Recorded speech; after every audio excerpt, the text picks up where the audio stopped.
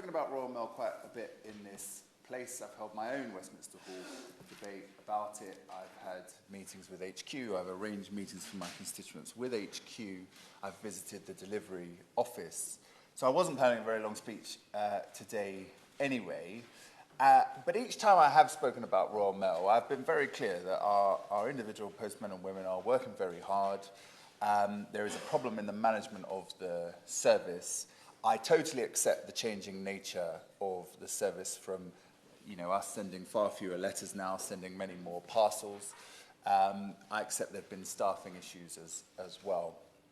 But I started getting complaints in August 2020, and I'm afraid I've had more complaints about Royal Mail than any other organisation, and that is sometimes about things like cards and magazine subscriptions not arriving for several weeks, but it's much more seriously about bank cards and insurance renewals and hospital appointments that are being missed. And my constituents have felt very much like they are fobbed off by Royal Mail. In the words of one, I feel like they're saying, we're trying, but it's not our fault. And that's the reason I've spoken so much about it here and held my own debate and so on. I've experienced it myself living in Didcot, and very recently I've had constituents like Keith McEwen and Sarah Trinder write to me about things that have been 3.5 weeks in arriving to them. Now, specifically on the universal service obligation, I may be the only one in the room, but I'm actually agnostic about whether there's a 5-day or a 6-day delivery. And the reason for that is that my constituents are complaining of not getting things for 2 and 3 weeks. So I put this out to my constituents on Facebook. I said, look, what do you think about this if they moved from 6-day to 5-day?